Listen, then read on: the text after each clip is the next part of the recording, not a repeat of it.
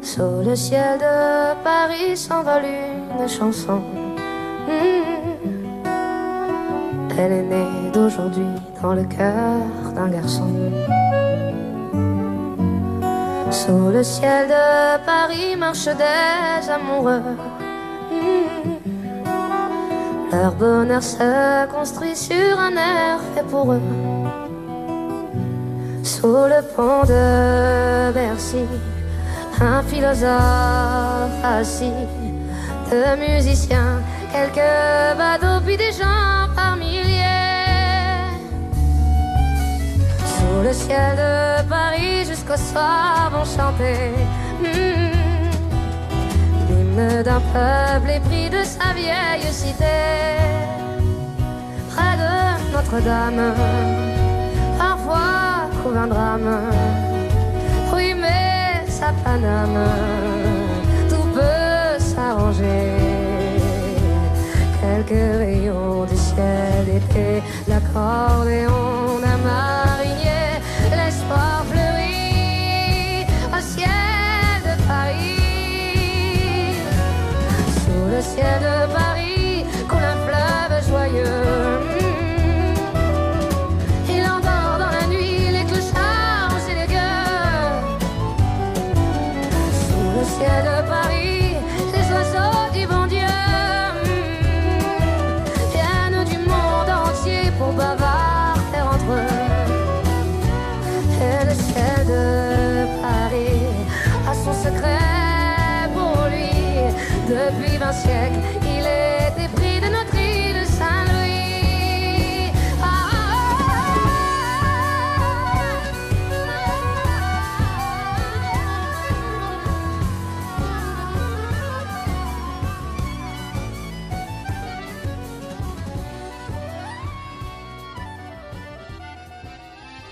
Cela prend exactement 38 secondes pour voir tout Paris. C'est le temps dont a besoin l'ascenseur pour atteindre le 59e étage de la tour Montparnasse. La métropole gît au pied de la plus haute maison de Paris, à une hauteur de 209 mètres. Elle s'étale jusqu'à l'horizon. Un océan de maisons qui n'en finit plus. La destination rêvée pour les touristes. Censée être la ville de l'amour, de l'aventure, du romantisme et des lumières. Paris, la ville des miracles. Quand on voit le Sacré-Cœur, cette basilique blanche sur la colline de Montmartre, on y croit facilement au miracle de Paris.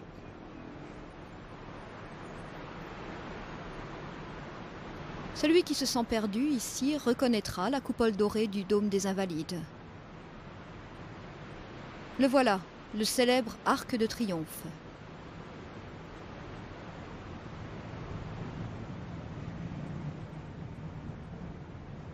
Et bien évidemment, la Tour Eiffel.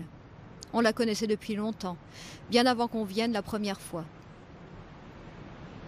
Et chacun a déjà entendu parler de la place de la Concorde. Voilà, mais maintenant, les faits. La capitale française s'étend sur 105 km². Plus de 2 millions de personnes vivent dans ces murs. Si on y rajoute ceux qui habitent aux alentours, on arrive à presque 10 millions de personnes avec la grande banlieue. Le Molosse Paris se divise en 20 arrondissements. Chaque circonscription est constituée de 4 quartiers parisiens. Le véritable centre, c'est l'île de la Cité. Une île sur la Seine, l'origine de Paris. Sur cette île se dresse un des plus grands monuments parisiens, la cathédrale de Notre-Dame.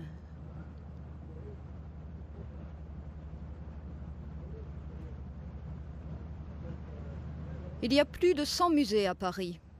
Au musée d'histoire, on peut observer l'évolution de la ville. Les Parisis, un peuple de chasseurs, de pêcheurs et de marins, se sont installés environ 250 ans avant Jésus-Christ sur l'île de la Cité. À cette époque, l'île s'appelait Lutuezi, un nom que les Parisiens avaient repris des anciens habitants celtiques qui peuplaient l'île auparavant. Les conquérants romains appelèrent l'endroit Lutèce et ils l'agrandirent, au-delà de l'île, à droite et à gauche du fleuve, en l'an 51 avant Jésus-Christ.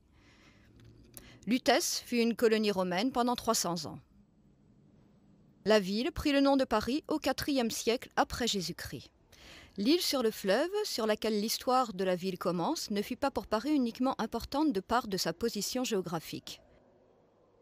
Les Parisiens et les Romains se réfugièrent sur l'île de la Cité lorsqu'ils furent attaqués par les Huns et les Francs. On dit que les prières ardentes de Sainte Geneviève empêchèrent Attila de détruire la ville, et c'est ainsi qu'elle est devenue la patronnesse de Paris. Le roi franc Clovis s'installa sur l'île en 508 avant Jésus-Christ et fit de Paris la capitale. L'île de la Cité, tel un vaisseau, a toujours subi les remous du temps. Un vaisseau qui décore les armoiries de la ville. Leur devise est typique. Fluctuat, nec, mergitur. Il flotte, mais ne coule pas. On peut admirer l'île de la Seine sur de nombreuses cartes postales, ainsi que son monument le plus connu, Notre-Dame. Il n'y a aucune vue de la cathédrale qui n'ait déjà été admirée dans les endroits les plus reculés du monde. Pour les touristes, la visite du Dôme de Paris est un must, et est souvent le commencement de toutes les visites guidées. La cathédrale. Son nom officiel, Notre-Dame de Paris. Elle a aussi des surnoms, la paroisse historique, l'église mère de la nation ou le temple de l'histoire de France. Ce chef-d'œuvre gothique, avec ses clochers de 69 mètres de haut, est construit là où les Celtes rendaient des sacrifices aux dieux sur un temple. La construction de Notre-Dame commença au milieu du XIIe siècle et fut achevée 200 ans plus tard. On entre dans l'église par 3 portails. Au milieu, le portail du jugement dernier. Notre-Dame est le centre de la France. Devant le portail, c'est le point zéro, à partir duquel toutes les rues du pays vont être calculées. On dit que celui qui foule du pied ce point zéro y reviendra.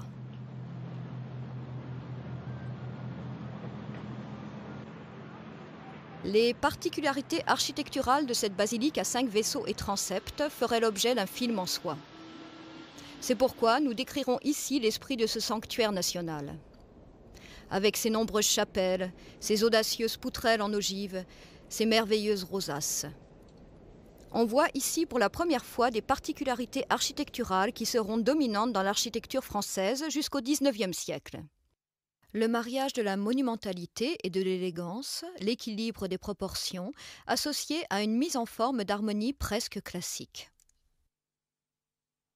Même la Révolution n'y peut rien changer. Elle qui fit de la maison de Dieu un temple de la raison, après avoir volé ses trésors et détruit ses statues. Plus tard, elle fut un entrepôt de vin. Mais Notre-Dame survécut. Les nombreux visiteurs qui chaque jour se pressent jusqu'à sa plateforme n'y sentent que peu l'esprit de l'histoire. Plus personne ne craint aujourd'hui la vue de ces chimères de pierre. On tremble plutôt au souvenir du sonneur de Notre-Dame. Victor Hugo, qui immortalisa le célèbre sonneur Quasimodo et la tzigane Esmeralda, a dépeint la signification de Notre-Dame et de l'île de la Cité très justement dans son roman.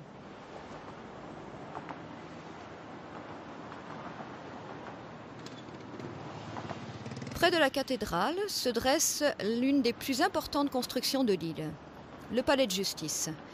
Des centaines d'années durant, le centre du pouvoir. Les Celtes parisiens y résidèrent déjà, dans de simples habitations. Puis les Romains et les Francs, avant que les rois français n'y construisent le palais. Plus tard, les prisonniers y furent conduits par les tribunaux, puis emmenés sur des charrettes à grandes roues à la guillotine. Parmi ces prisonniers, la reine Marie-Antoinette et le révolutionnaire Robespierre. Aujourd'hui, ce bâtiment porte un nom qui décrit bien sa fonction, le palais de justice. Pratiquement encastré dans les dédales du palais de justice a survécu un chef-d'œuvre gothique de grande qualité, la Sainte-Chapelle. Elle est considérée comme l'une des plus belles constructions parisiennes.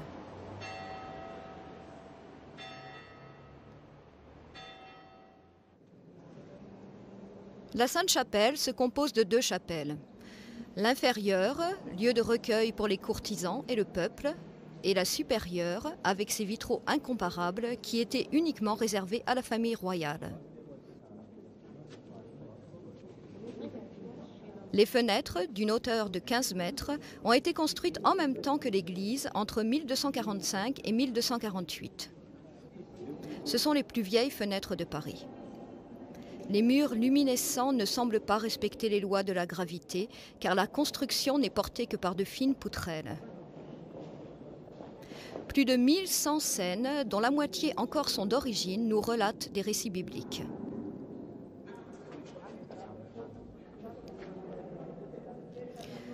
Il paraît qu'on gardera encore de nos jours dans la chapelle du château les restes de la couronne de ronces du Christ et des instruments du martyre de Jésus. La Sainte-Chapelle sortit intacte de l'incendie du Fort Royal au XVIIIe siècle.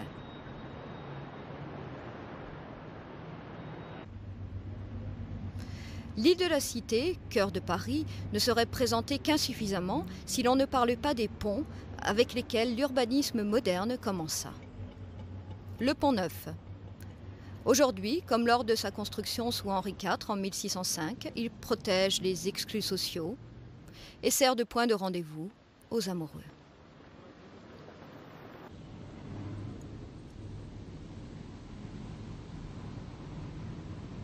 Une promenade pour tous ceux qui veulent jeter un regard de ce côté de la Seine, du haut de ce monument. On l'appela le Pont Neuf parce que ce fut le premier pont sur lequel on ne construisit pas de maison. La vue imprenable sur l'île de la Cité en fit le pont le plus aimé de Paris.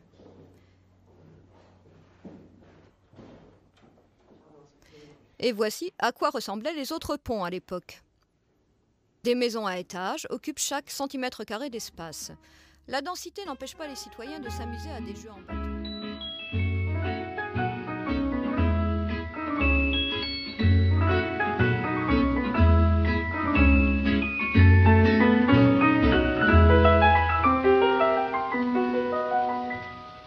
Il revient à ma mémoire des souvenirs familiers. Je revois ma blouse noire lorsque j'étais écolier. Sur le chemin de l'école, je chantais à pleine voix des romances sans paroles, vieilles chansons d'autrefois. Douce France, cher pays de mon enfance, bercé de tendre insouciance, je t'ai gardé dans mon cœur. Mon village, au clocher, aux maisons sages, où les enfants de mon âge les amoureux du monde entier. Cependant, la ville est séparée en deux. La rive gauche, qui depuis la construction de l'université et du monastère est considérée comme la rive des intellectuels un peu bohèmes, et comme celle des révoltes. En 1968, les manifestations étudiantes commencèrent place Saint-Michel, là où se trouve la fontaine Saint-Michel. Construite en 1860 par Daviou et décorée par les sculptures de Duret.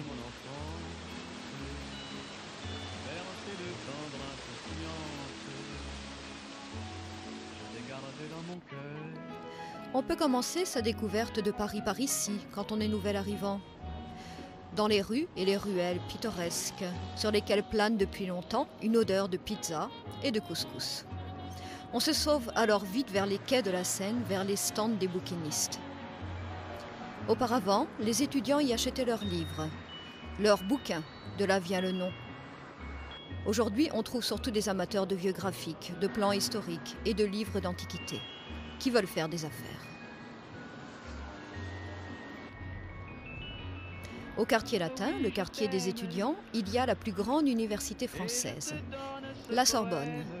En 1254, Robert de Sorbonne fondit un collège qui fut repris environ 400 ans plus tard par le cardinal Richelieu.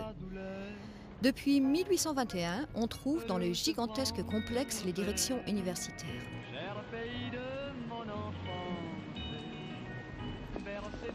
Dans ce quartier animé, il y a aussi des plages de calme, comme la place Fürstenberg. Le peintre de la Croix avait déjà admiré sa beauté. C'est là que se trouvait son atelier.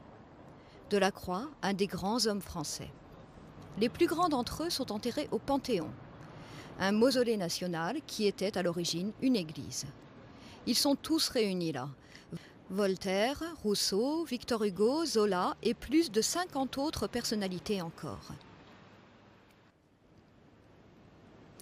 À proximité du Panthéon, dans le jardin du Luxembourg, un parc baroque, ne se reposent pas que des étudiants.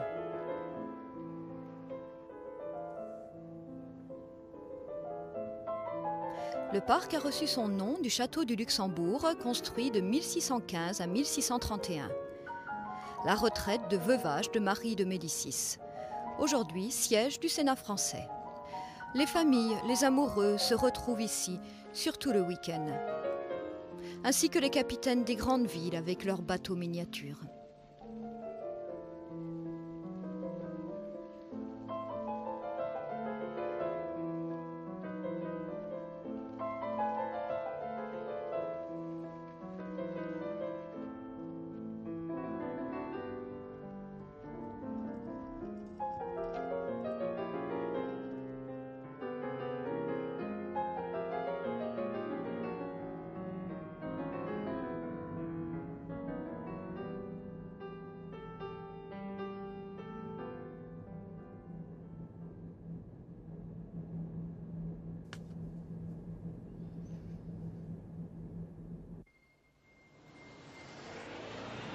Nous considérons aujourd'hui que les boulevards du quartier sont typiques de Paris. On y fait du shopping, les cafés, les bistrots et les stands sont alignés côte à côte. Mais personne ne pense qu'au temps de Napoléon III, son préfet, le baron Haussmann, restructura radicalement la ville. On rasa 20 000 maisons, on en reconstruisit 40 000. Les rues, droites, étaient bonnes pour les défilés militaires, mais elles détruisirent les constructions de jadis. Cependant, la vie parisienne se manifeste encore sur les boulevards. Laissez faire, laissez aller. Même à l'ombre de l'église de Saint-Germain-des-Prés.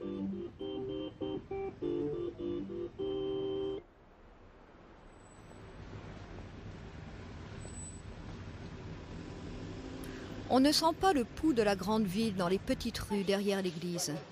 Des vieilles boutiques, des petits cafés au bord de la rue, des légumes, du poisson. Sans l'odeur du fast-food et du couscous. Ça, c'est la rue de Bussy, avec ses petites rues adjacentes. Une idylle, et qui le reste. Le quartier latin, le boulevard Saint-Germain, le boulevard Saint-Michel, des endroits et des noms qui rendent aussi un peu tristes. Où sont-ils passés les chansonniers et les poètes, les bohémiens? La technique les remplace aujourd'hui.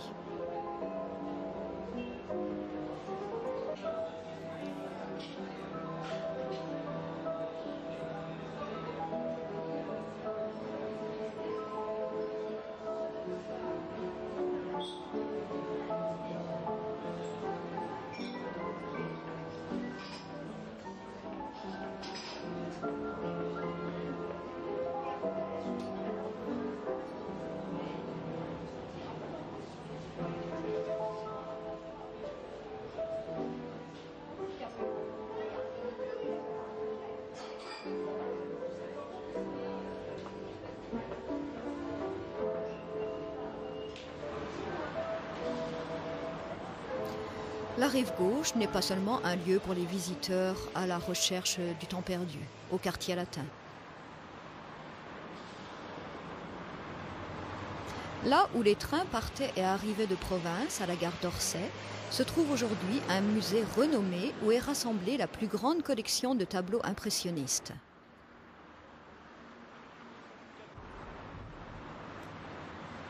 La gare fut construite en 1900 en face du Louvre comme pièce décorative pour l'exposition universelle. La gare, qui malgré son apparence élégante, devait être rasée dans les années 60. Une des inaugurations de musées les plus réussies eut lieu entre 1978 et 1986. L'architecte milanais Aruenti créa un cadre hors du commun pour les collections, surtout pour les collections de peintres français d'art déco et les impressionnistes. Mais les sculptures, ici une de Rodin, ont aussi rendu le musée d'Orsay célèbre.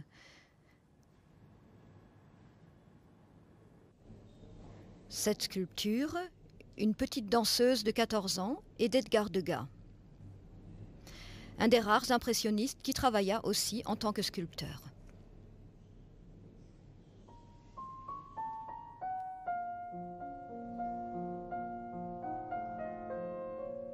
Le peintre Degas est devenu célèbre avec ses tableaux aériens de danseuses, un thème qu'il représenta souvent.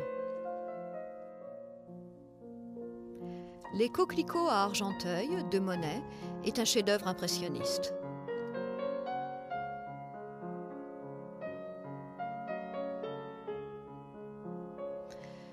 De même, le Déjeuner sur l'Èbre d'Édouard Manet, tableau qui fit scandale au salon de 1863.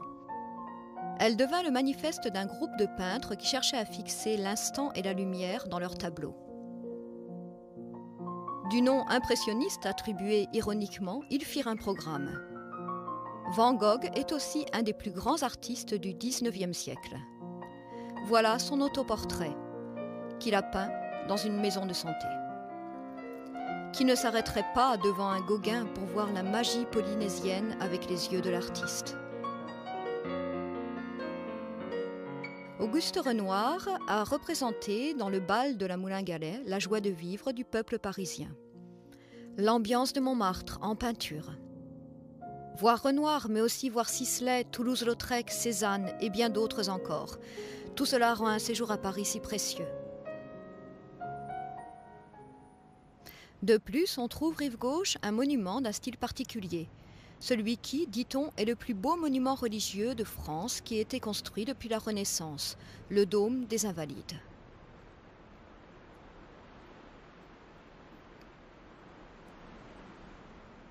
Sous la coupole de 105 mètres de haut repose le Français le plus célèbre, et peut-être même le plus représentatif, Napoléon.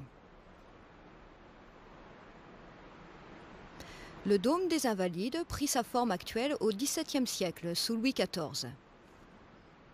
Une maison pour soldats retraités ou malades était déjà en place en 1604. Le cercueil de Napoléon, cercueil de porphyre finlandais rouge, repose sur un socle de granit vert. Le petit Corse, qui monta en grade de simple lieutenant au poste de général, qui fut premier consul, puis empereur de tous les Français, a refaçonné l'image de la France et de l'Europe tout entière.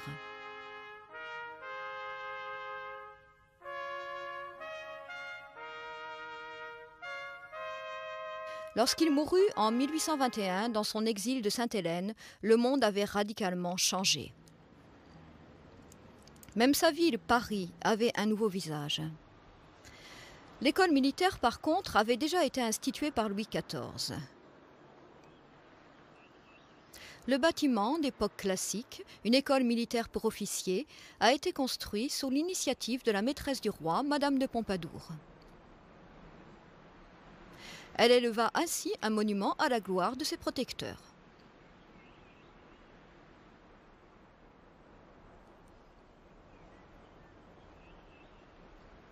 En face de l'école militaire, en direction de la Seine, se trouve le champ d'exercice. Un champ qui porte en l'occurrence le nom du dieu de la guerre, Mars. Le champ de Mars, aujourd'hui transformé en parc, relie l'école militaire et la Tour Eiffel. Avant de nous consacrer à la construction de fer de M. Eiffel, regardons de l'autre côté de la Seine. Exactement dans l'axe de l'école militaire, on trouve la Tour Eiffel, le palais de Chaillot avec ses musées. À l'avant de la place du Trocadéro, toujours très visitée par les touristes, on a une vue d'ensemble imprenable.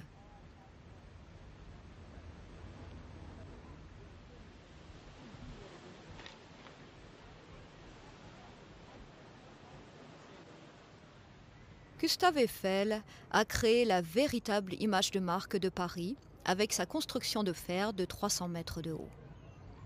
L'esthétique technique de cette œuvre, réalisée en 1889 pour l'exposition universelle, a trouvé de son temps plus d'opposants que de partisans. À cette époque, on préférait le parc des expositions, un grand hangar de verre et de fer auquel on accédait en passant par la porte de la Tour Eiffel. Ce hangar n'existe plus depuis longtemps. À sa place, on a aménagé le Champ de Mars. La Tour Eiffel, elle, a survécu. Et avec elle, la plus belle vue de Paris.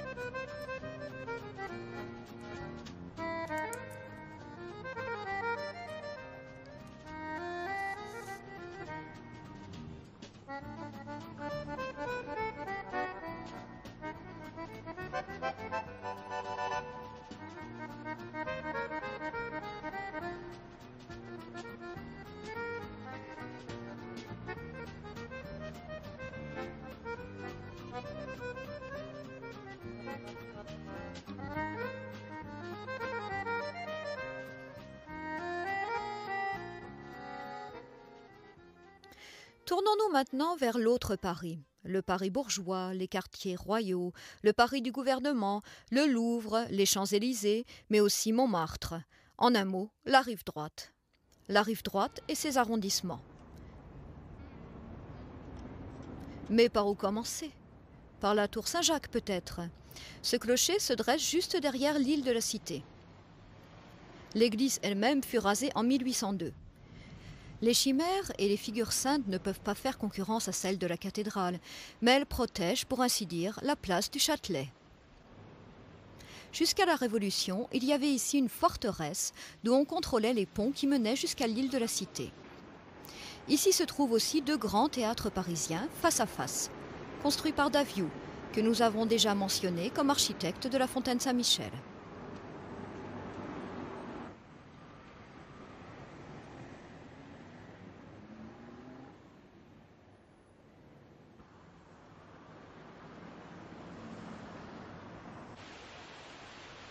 À quelques pas de là, le parvis de l'Hôtel de Ville. La ville y est administrée depuis 1356. La construction médiévale fut remplacée par un palais Renaissance dans le style des châteaux de la Loire. C'est à ce bureau que le maire de Paris décide du destin de la ville.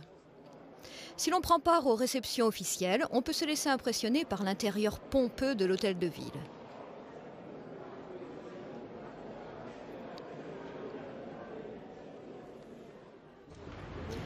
Jusqu'en 1830, les exécutions publiques se faisaient sur ce parvis.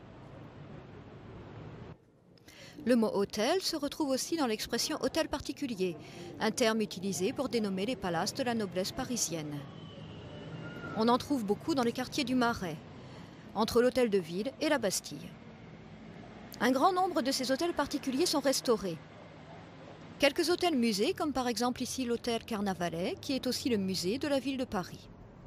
Ces hôtels ont presque tous une cour intérieure avec un jardin privatif, séparé de la rue par de hautes murailles. Le vieux palais a été construit par l'architecte François Mansart au XVIIe siècle. Dans les 80 salles, on peut y visiter de nos jours une exposition sur l'histoire de Paris, avec des peintures, des sculptures et des reliques des siècles passés.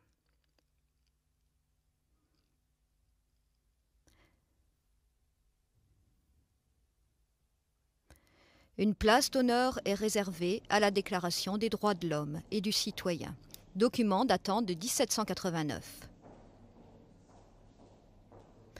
Un an plus tard, on fêtait pour la première fois le 14 juillet en commémoration de la prise de la Bastille. Chartillan a immortalisé l'instant dans une fresque magistrale. Les citoyens et les soldats s'y embrassent.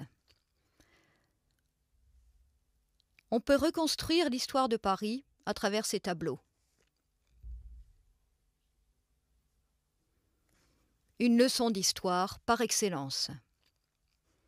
Au fait, l'hôtel Carnavalet était un lieu de rencontre pour intellectuels qui entretenaient des causeries mondaines.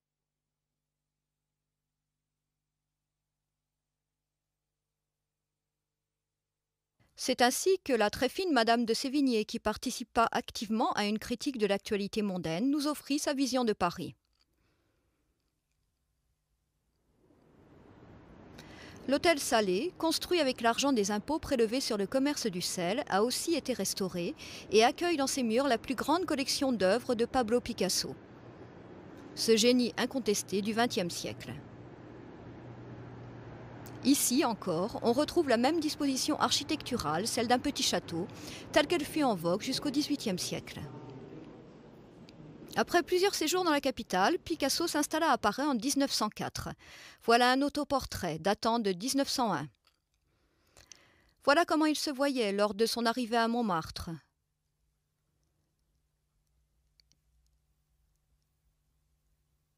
Et voilà comment le photographe le voyait au même instant. L'atelier de Picasso était toujours rempli d'amis et de collègues peintres.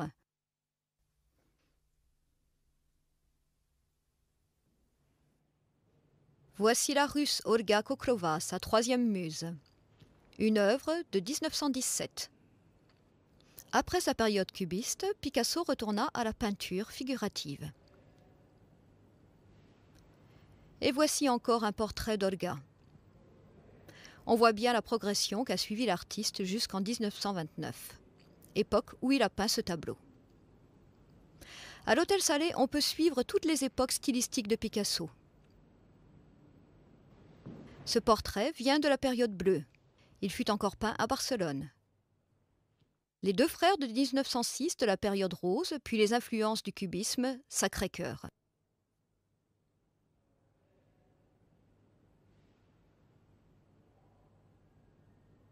Paul habillé en arlequin de 1924. Plus tard, Picasso a peint néoclassique pour s'adonner de plus en plus à ses productions expressives et déformantes. Au musée, on peut voir aussi ses sculptures originales.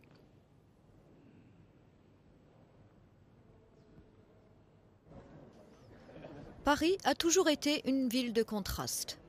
Des hôtels particuliers à côté de petites maisons bourgeoises. Haussmann a changé la ville de façon radicale, contre l'air du temps. Aujourd'hui encore, on critique les nouvelles constructions. Par exemple, le centre Pompidou.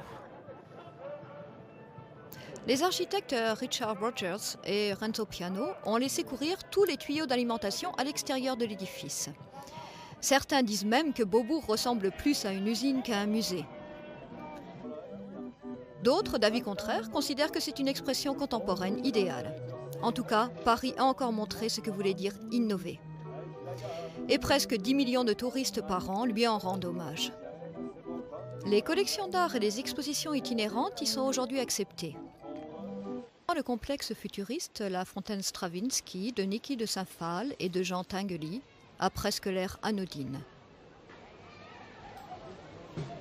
Ici, tous les touristes veulent appuyer sur le bouton.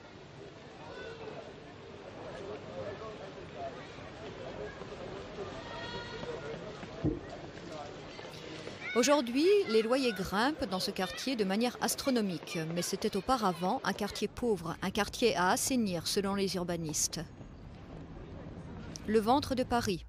C'est là que les marchands avaient leur mot à dire. Dans le café au pied de cochon, qui se trouvait en face des Halles, on pouvait manger la meilleure soupe à l'oignon de la ville, 24 heures sur 24. Les Halles étaient, tout comme la Tour Eiffel, typiquement parisiennes. La forme ronde des Halles est restée, symboliquement.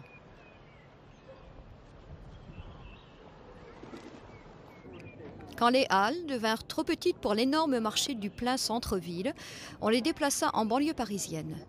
L'art et l'urbanisme moderne ont refoulé tout un peuple bigarré de marchands, de bonnes, de souteneurs, de clochards et bien d'autres encore devant l'église Saint-Eustache. Le quartier soi-disant malfamé devint un quartier chic.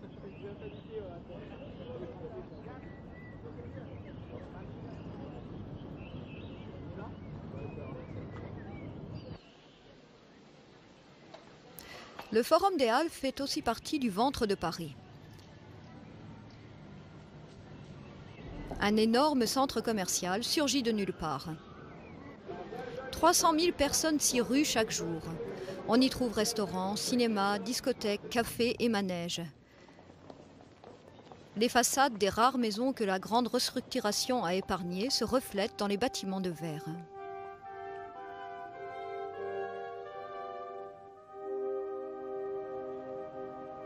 Le Nouvel Opéra de Paris, place de la Bastille, est moderne et bien dans l'esprit du siècle. Au centre du sens giratoire, le génie de la victoire, appelée la colonne de Juillet en Allemagne. Elle a été construite à la mémoire des victimes de la Révolution de Juillet.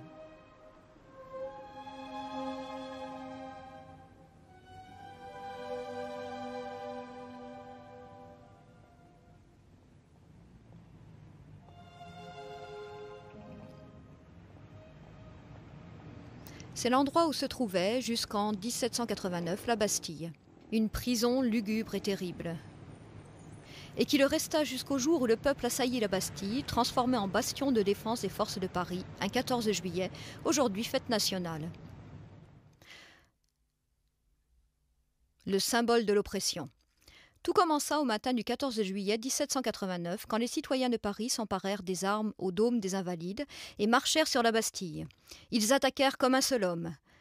Rapidement, les soldats de la Bastille hissèrent le drapeau blanc.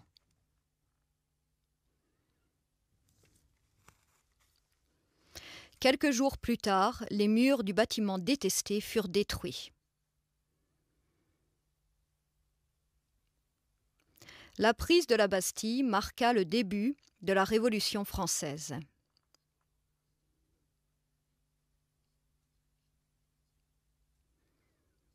Le roi et la reine furent destitués. On voit ici le roi Louis XVI et Marie-Antoinette se faire leurs adieux en prison, en larmes, surveillés par le gardien de prison Rochet.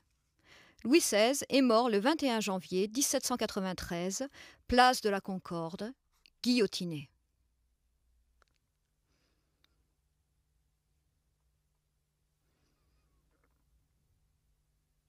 La même année, en octobre, Marie-Antoinette subissait le même sort.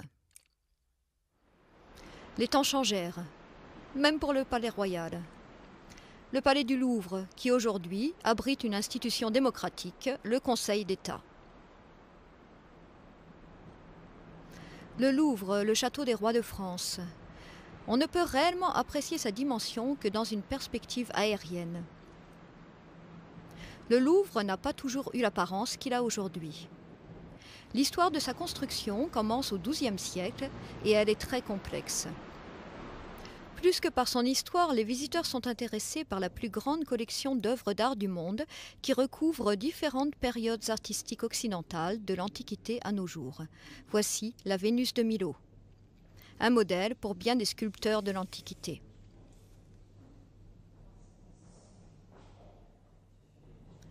La section égyptienne est renommée. Elle est présentée sur plusieurs des 200 salles.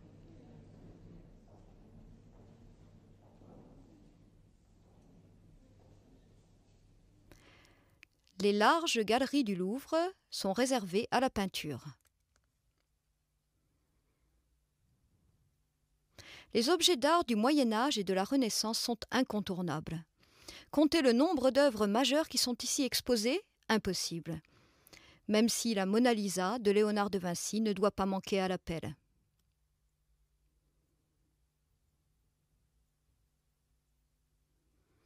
Des peintres français, italiens, flamands, espagnols et allemands sont représentés. Voici un célèbre autoportrait de Dürer. Et bien évidemment, Peter Paul Rubens, un des porte-paroles du style baroque. L'Infante de Velázquez. Et chaque génération est de nouveau fascinée par le peintre hollandais Rembrandt. Les salles sont aussi pleines de paysages de différentes époques. Ici un paysage modèle de Claude Lorrain. Ici une vue de Venise par Canaletto.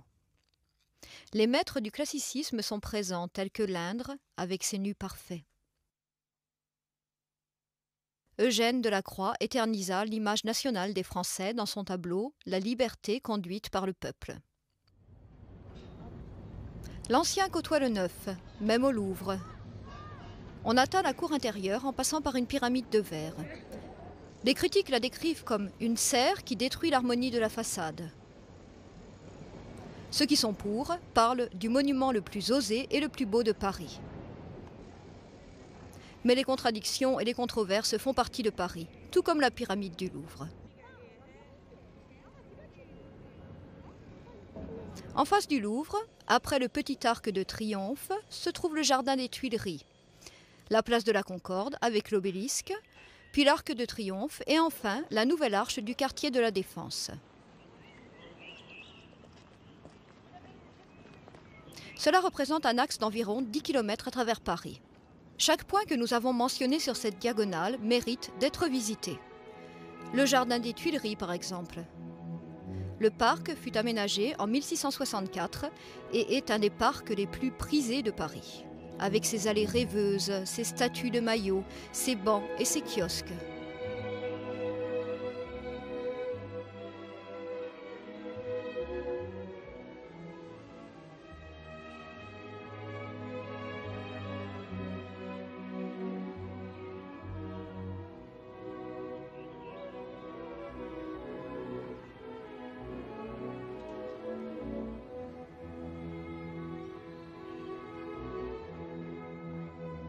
À l'entrée du jardin des Tuileries, la place de la Concorde, toujours très animée.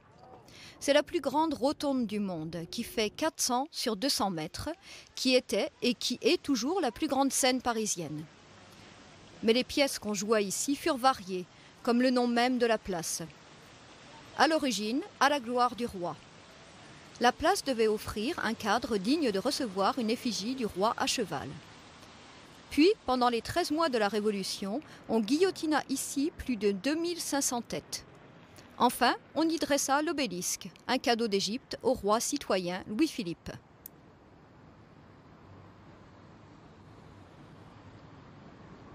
Au fait, on trouve aussi ici le jeu de paume, un musée qui auparavant exposait les tableaux des impressionnistes. Aujourd'hui, c'est un musée d'art contemporain. Napoléon rebaptisa ce théâtre de plein air en place de la Concorde. De nos jours, on y joue la pièce « Les temps modernes ».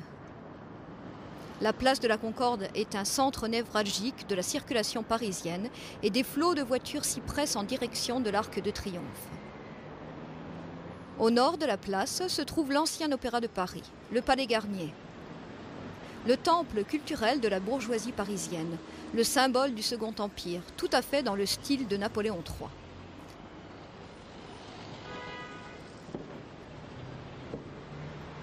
Un architecte jusque-là inconnu, Charles Garnier, s'imposa contre une concurrence de 170 projets. La construction commença en 1862. On prit en considération les exigences pompeuses de la classe dominante et les besoins les plus modernes du théâtre de l'époque. Le faste atteint son sommet dans le foyer doré. De nos jours, l'opéra n'est plus techniquement à la hauteur. C'est pourquoi on a construit le nouvel opéra de la Bastille. Ce bâtiment est maintenant réservé au ballet.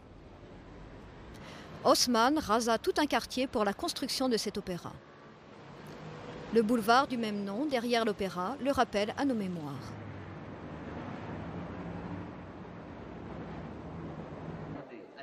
Sur ce boulevard se trouve le grand magasin le plus célèbre de Paris, les Galeries Lafayette. Tous les désirs s'accomplissent sous sa coupole magistrale. Les parfums, le chic et les accessoires de la vie parisienne. Si on ne veut rien dépenser, on peut quand même se régaler les yeux à peu de frais. C'est un plaisir d'assister à la rénovation de Notre-Dame à l'aube du XXe siècle. Pourtant, les habitués du grand magasin se fournissent ici en plan gratuit, offert par les Galeries Lafayette. Mais beaucoup d'entre eux ne serrent pas le cordon de la bourse. Après tout, Paris est la ville de la mode. Les grands couturiers dont les palais se trouvent rue de Rivoli et rue du Faubourg Saint-Honoré ne se gênent pas pour présenter, à intervalles réguliers, leur collection dans ce magasin.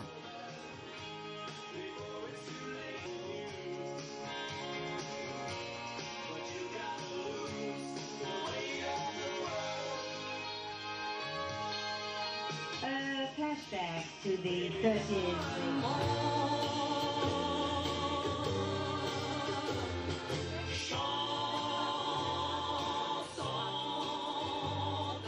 Soft velvet and shiny silk for Persian nights. This pretty dress presented by Nadine is signed by Boutique Soir. La brillance de la toile, la douceur du velours pour une nuit parisienne. Changement de plateau, mais sans quitter les quartiers de la rive droite. Nous avons escaladé la montagne de Paris, Montmartre. Enfin, juste une colline, mais qui semble dominer Paris. D'un blanc éclatant, on dirait qu'elle est couronnée par la basilique du Sacré-Cœur. Les architectes les plus renommés ont refusé son style bonbon. On dit que c'est un mélange improbable de style romain, byzantin et classique. Les touristes, eux, sont emballés par sa beauté et par son exposition exceptionnelle.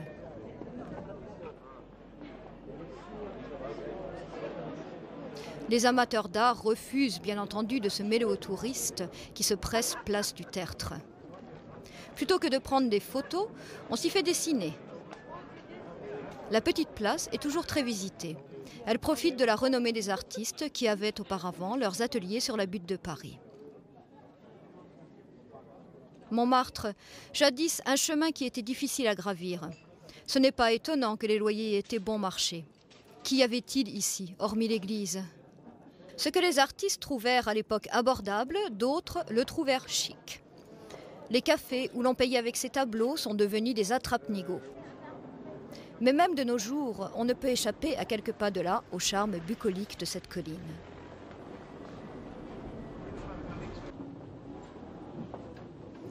Et même ici, on en vient à parler du grand art. Ceux qui sont à la recherche d'œuvres de Salvador Dali y visiteront le musée Espace Dali. Œuvres plastiques et graphiques de cet Espagnol excentrique y sont représentées.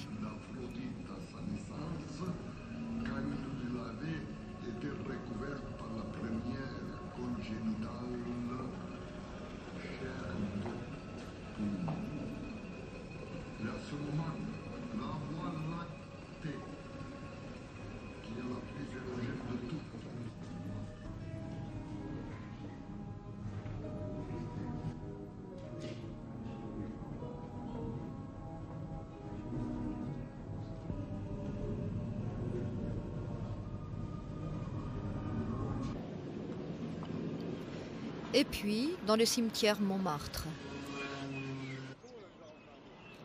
On y trouve encore la tombe d'Émile Zola. Ses ossements ont été emmenés en 1908 dans la nécropole où reposent les grands hommes français, au Panthéon. D'autres personnalités y reposent aussi. Degas, le poète Heinrich Heine, Stendhal, Sacha Guitry et Truffaut. C'est plein de chats. La nuit, tous les chats sont gris, ici aussi. Mais pas tous les chats qui traînent à Montmartre. Comme entre la place Clichy et Pigalle, un quartier qui vit de la belle époque, mais qui pourtant n'est qu'un piège à touristes. Mais si l'on veut absolument vivre le vice à Paris, eh bien voilà. On en suit les traces, ici, mètre par mètre.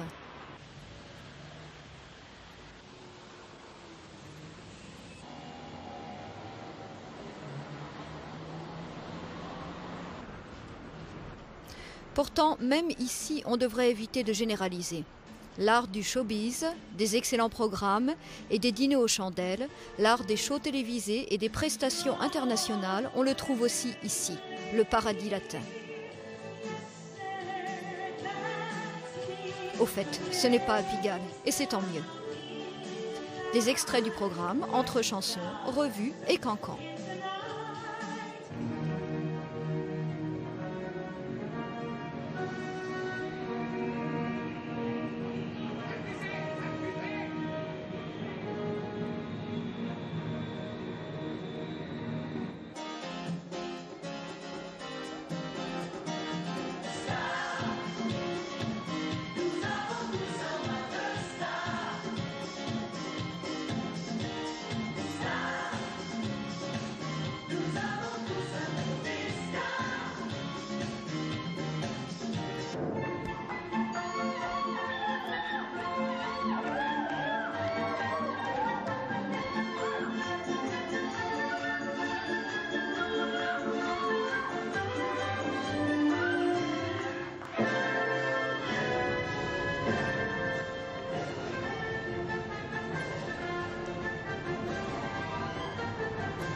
Paris by Night.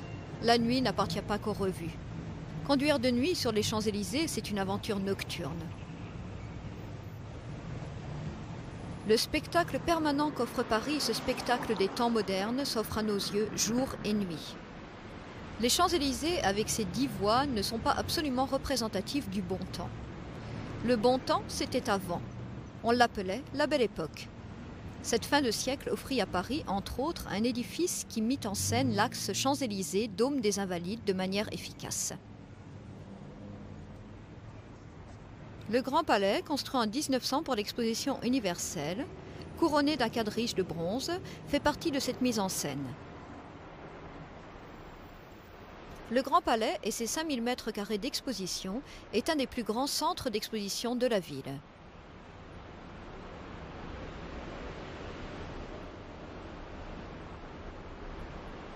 Juste en face se trouve le Petit Palais. On accueille ici des collections parisiennes et des expositions itinérantes. Les deux bâtiments furent construits en même temps, mais tandis que le Petit Palais est encore d'un style baroque, le Grand Palais cache derrière sa façade une structure de fer et de verre. Les deux palais et le pont Alexandre III forment un ensemble.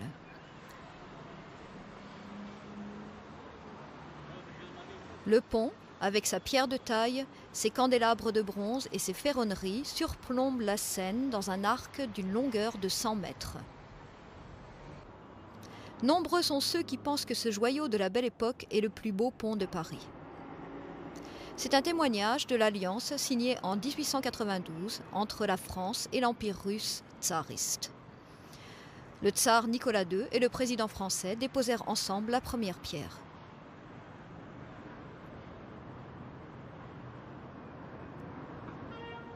Le président de la République qui résidait, comme tous ses successeurs, à l'Élysée. La relève de la garde du matin s'effectue rue Saint-Honoré. Cette rue qui, d'autre part, est synonyme de haute couture.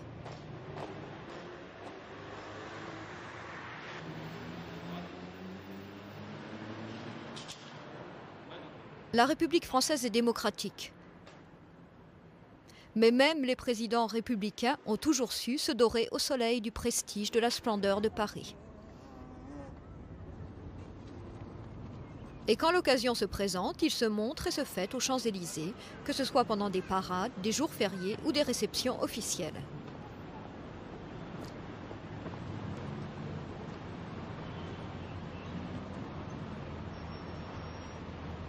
Cette avenue magistrale, souvent appelée la plus belle avenue du monde, n'était à la fin du XVIIIe siècle qu'un chemin pour sortir de la ville. On trouve aujourd'hui à Paris des rues bien plus belles qui ont été modernisées et commercialisées. Mais aucune n'est aussi représentative. Aussi à cause de l'Arc de Triomphe. Napoléon le fit construire en l'honneur de la grande armée française après les victoires de Marengo et d'Austerlitz. Cet arc de 50 mètres de haut et de 45 mètres de large, qui avait été prévu pour la place de la Bastille, fut terminé sous Louis-Philippe en 1836. La Marseillaise devint célèbre.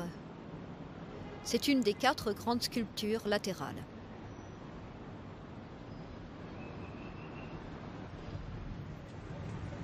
Tout en haut de l'Arc de Triomphe se trouve un petit musée. Mais on grimpe les marches pour pouvoir apprécier d'en haut une vue fantastique. 12 grandes avenues partent de l'arc en forme d'étoile. Si l'on suit l'axe est-ouest qui part du Louvre, passe sur la place de la Concorde et l'Arc de Triomphe, et qu'on aille un peu plus à l'ouest, on y discerne au loin les quartiers de Nanterre et de la Défense. C'est là que s'est exprimé le Paris du XXe siècle. À partir de 1956, lorsque la guerre d'Indochine fut terminée, on assista à un développement économique et à un élargissement de la ville dans la région parisienne. La Défense a été construite pour accueillir des bureaux et des administrations. L'Arche s'y trouve depuis 1989 et est devenue le symbole de ce quartier éprouvette, provoquant de nouveau des controverses. Elle nous montre sans aucun doute la route de l'avenir.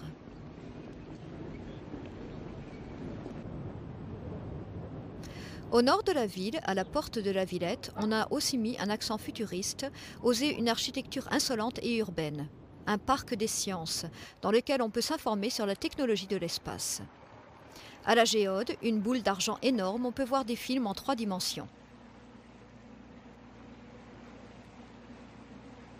Le moyen de transport le plus rapide à Paris, c'est le métro. Pour le retour, prenons notre temps et faisons donc une promenade sur le canal, de ce côté un peu moins connu de Paris. Par le canal Saint-Martin, avec ses vieilles écluses, nous rentrons jusqu'au cœur de la ville, la Bastille. Ce voyage romantique nous a confortés dans notre opinion. À Paris, on peut toujours découvrir quelque chose. Je me souviens d'un coin de rue, aujourd'hui disparu. Mon enfance jouait par là, je me souviens de cela. Il y avait une palissade, un taillis d'embuscade. Les voyous de mon quartier venaient s'y batailler. À présent, il y a un café, un comptoir est tout neuf qui fait de l'effet, une fleuriste qui vend ses fleurs aux amants et même aux enterrements.